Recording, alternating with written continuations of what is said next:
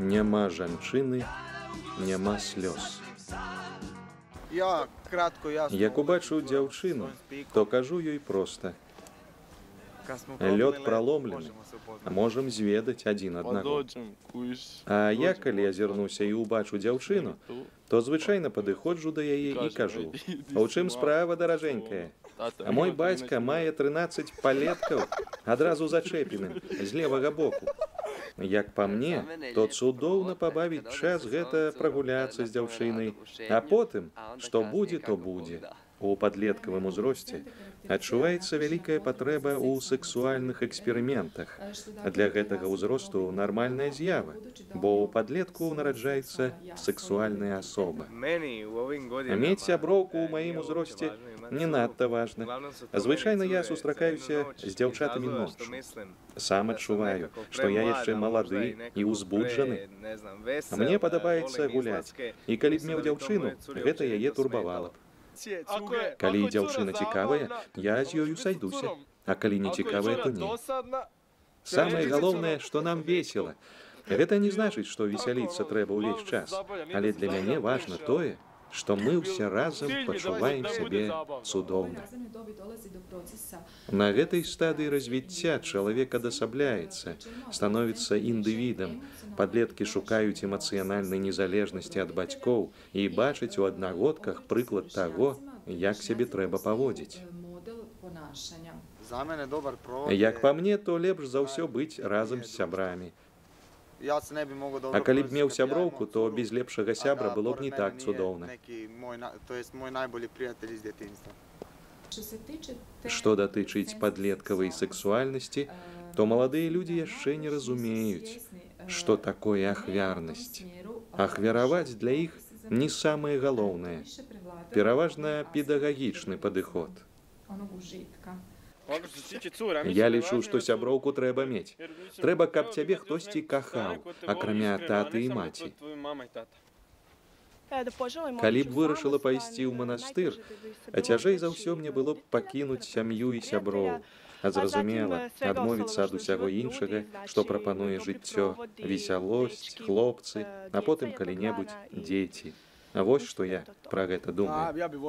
Хацеў бы мець 4 сыноў, а без дзяцей жыць не. А зараз у мяне дзяцей яшчэ няма. А для мяне горш за ўсё будзе не мець дзяцей, бо мне іх вельмі хочацца. Так і не мець мужа, сям'і. Калі б я вырашыў стаць святаром, а было б цяжка адмовіцца ад наркотыкаў, алкаголю, гульні ў карты.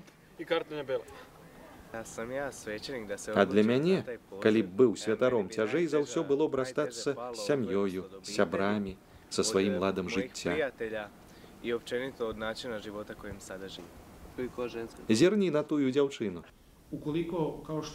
Івіца Рагуш, загадчык факультэта тэалогіі, Дакава. Мы жывем у эратызаваным грамадстве, якое не прызнае, не ўсведамляе каштоўнасцяў ахвяравання, самаабмежавання. Яно прызнае адно толькі цела, а на Бога цалкам забываецца. Цэлібат у нейкім сэнсе – гэта знак таго, што існуе нешта большае і больш значнае, што выходзіць за межы матэрыяльнага, цялеснага. Гэта духоўнае жыццё і найбольш важнае – сам Бог. Габрыэль Лукач, студэнт-тэолаг. У кожнага сваё разуменне цэлібату. Вытлумачыць, што гэта такое, вельмі цяжка, бо кожны адчувае цэлібат па-рознаму. Я разумею гэта вось як. Я вырашыў стаць святаром і ўвайшоў у духоўную сувязь з Богам. Гэта падобна вось на што. Сустракаюцца двое маладых людзей, а праводзяць разам гады 2, іх сувязь сталее, і яны прымаюць рашэнне ўзяць шлюб.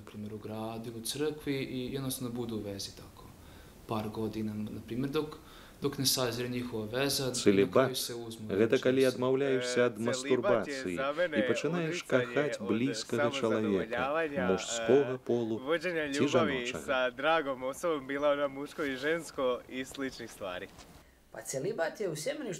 Ален Шимічич былы семінарыст. У пачатковай семінарыі цэлібат — адна з самых папулярных тэм для размоў.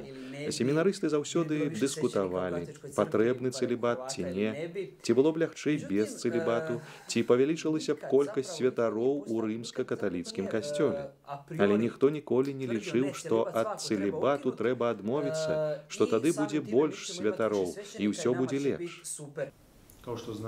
Як мы ведаем, Христос жыў у цэлібаце. Тут можна было б спытаць сябе, чаму Христос выбраў цэлібат, хоць, як добра вядома, у іудзейскай традыцыі цэлібату практычна не было.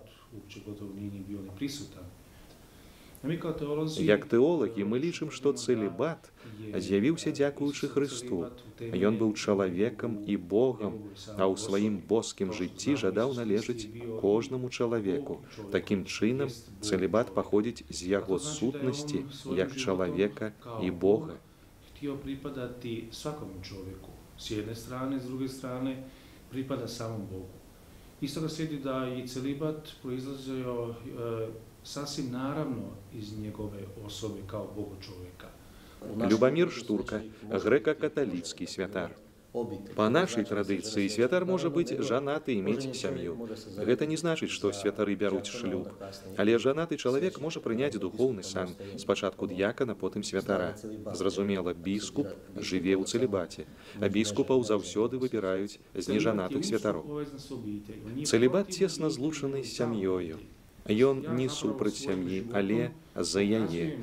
Абмяжоўваючы сябе, я паказваю сем'ям якасці вельмі важныя для сямейнага жыцця. Усе вернікі, кожны з іх — гэта мая сям'я. Па-свойму яны — мае маці і бацькі, браты і сёстры. Езус сказаў: «Хто мая маці, хто мае браты? Тыя, хто выконвае волю Бога, які ёсць на небе».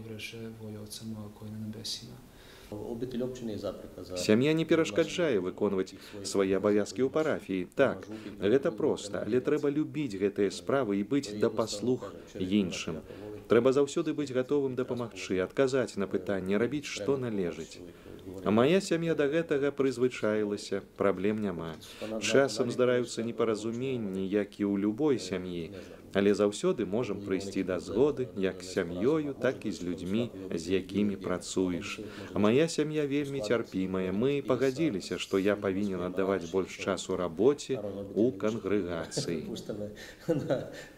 Аднаго разу святар сказаў мне: «Калі ўбачыш на вуліцы прыгожую дзяўчыну, то не адыходзь у бок. Скажы сабе замест таго: дзякуй Боже, што зрабіў яе такой прыгожай. Ухвалі Бога, што стварыў такую прыгажосць для іншых». Я згодны, ён правы. Але ж ці мы не дамовіліся не гаварыць пра тое глупства? Якое глупства? Я кажу, што думаю. А што датычыць цэлібату ў пачатковай семінарыі, не ведаю. Мо пра тое, што мы думалі аб гэтым, скажуць словы на майках, якія мы апранулі на дзень заканчэння школы. Няма жанчыны, няма слёз. Рэжысёр Марыя Маргарыта Клобучар, аператар Дамінік Кнежавіч, монтаж Таміслаў Недзіч.